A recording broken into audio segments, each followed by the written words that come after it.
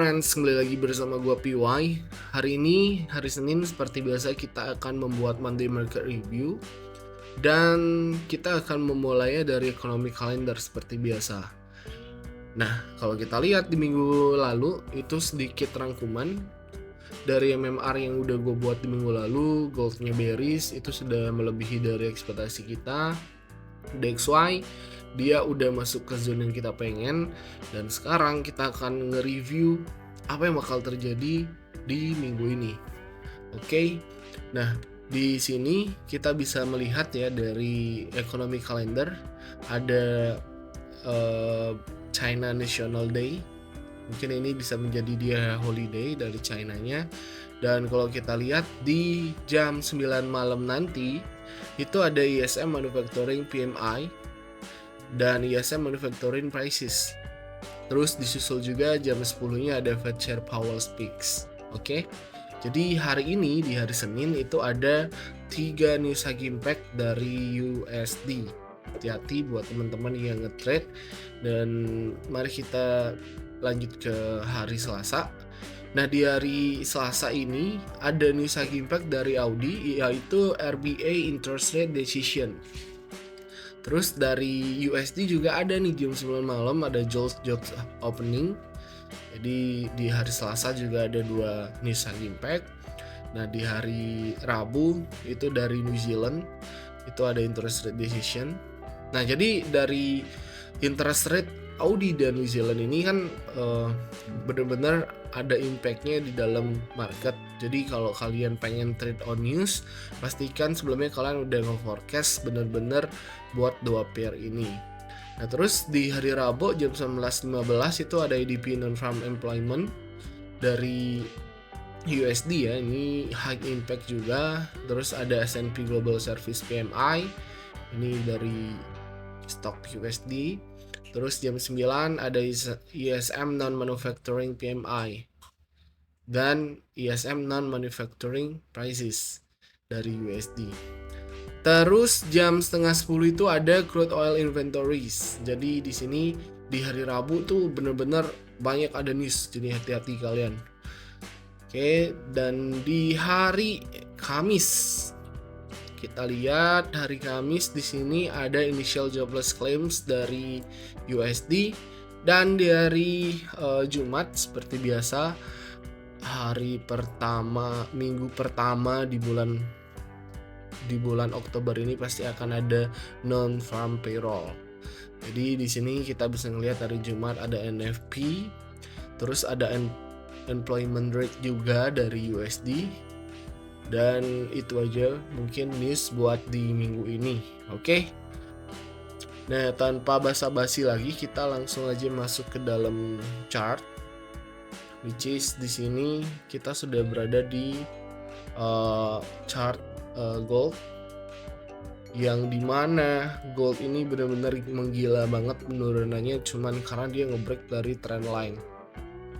Nah, di sini kalau kita lihat closing candle weekly ini benar-benar strong pakai banget.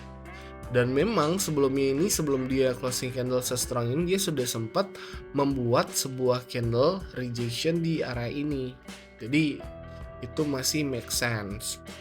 Apalagi ditambah di sini ada beberapa zone yang belum di-touch oleh si gold ini sendiri. Oke. Nah, kalau kita lihat dari daily time frame, apa yang harus dilakukan oleh gold saat ini menurut dari pandangan gua, gold ini benar-benar butuh yang namanya lower high. Sedangkan di sini kalau kita lihat dia cuma lurus begini doang, 900 pips. Lu bayangin nih dari high ini sampai bawah ini nih. Itu 1600 pips. 1060 pips. Jadi 1060 pips ini cuman dalam jangka waktu dari tanggal 20 September per hari ini. Hari ini tanggal 2 Oktober. Jadi penurunan ini benar-benar drastis banget, yang dimana di sini juga kalau kita lihat kenaikannya juga drastis. Jadi history repeat itself, balik lagi. Jadi market ini bakal merefleksikan apa yang pernah terjadi sebelumnya di masa depan gitu. Oke. Nah, jadi kalau sekarang yang gue lihat buat si gold ini sendiri, gold ini memang dia harus membutuhkan lower high. Cuman kita akan mencari confirm. As a confirm, kita bakal ngelihat dari lower time frame. Nah, kalau kita lihat di sini sudah ada Asian high dan Asian low. Asian low ini sudah di grab. Berarti sekarang kesimpulannya kita bisa nge-buy gold ini.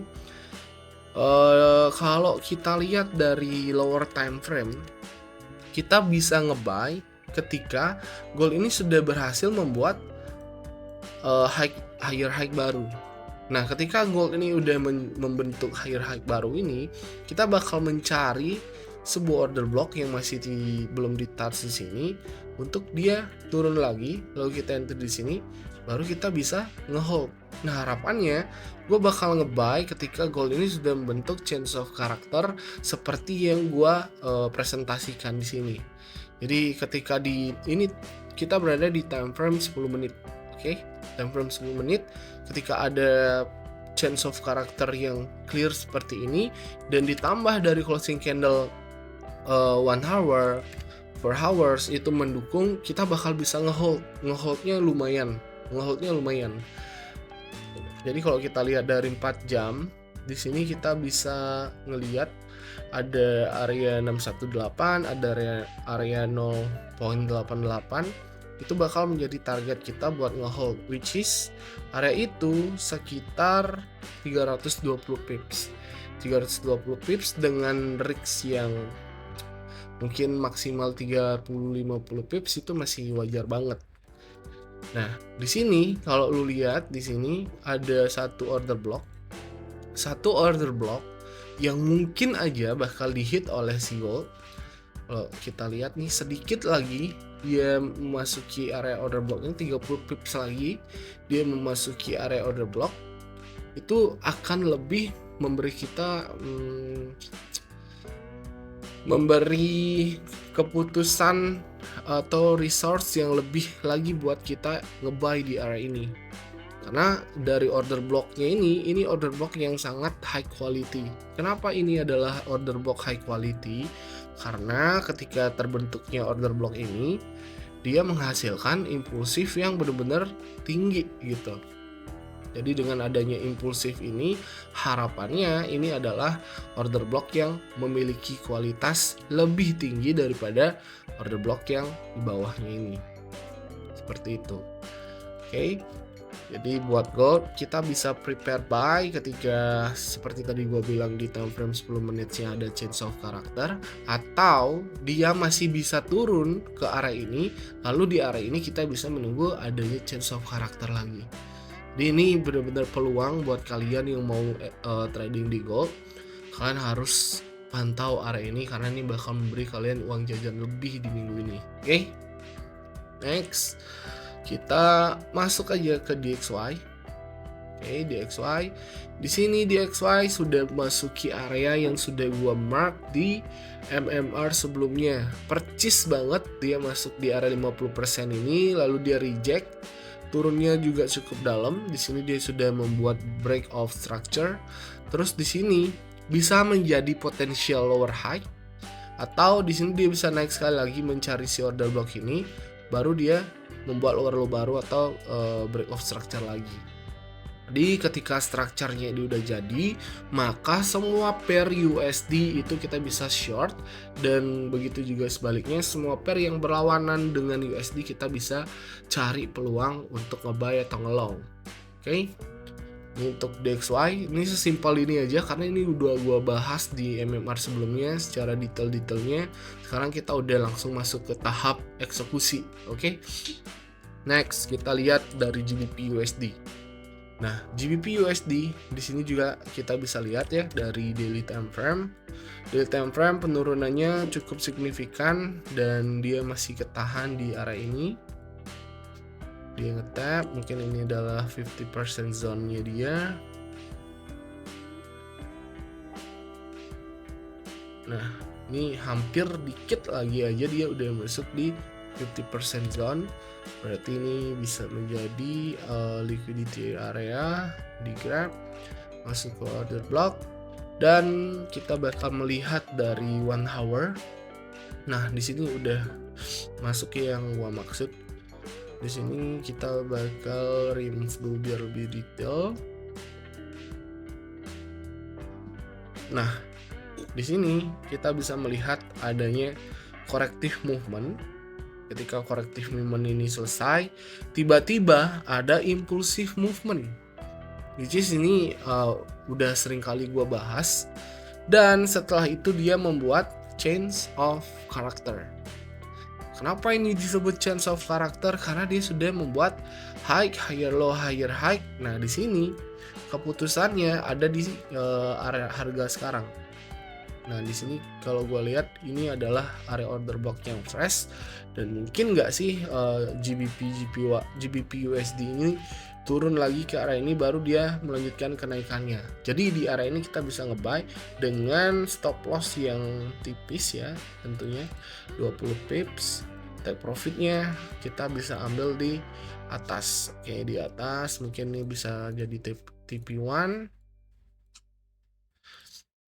sekitar 332 pips. That's it. Karena ini sudah kita forecast di MMR sebelumnya. Oke. GBP USD. Nah, terus kalau USD CAD gimana? Nah, USD CAD di sini kita berada di 1 hour time frame. 1 hour time frame dia benar-benar respect ya terhadap order block.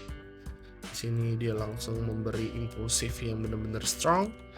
Terus kalau kita lihat di 4 hours, structure-nya di sini sudah lower low, lower high-nya mungkin nggak di sini, mungkin.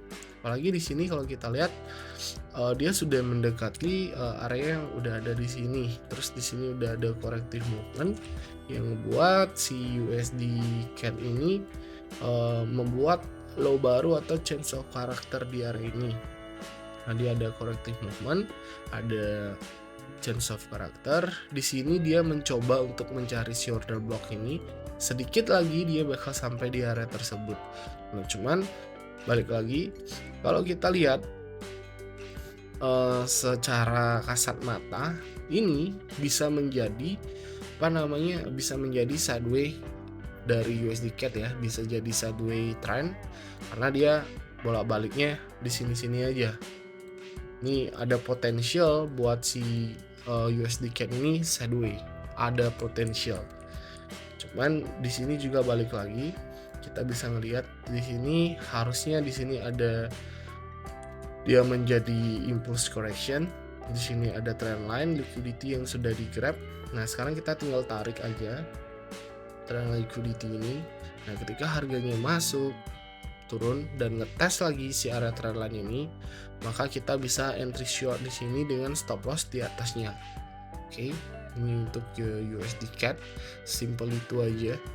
Jadi kita nggak mau forecast yang ribet-ribet, karena semakin ribet kita nge-forecast cuannya bakal semakin susah datang.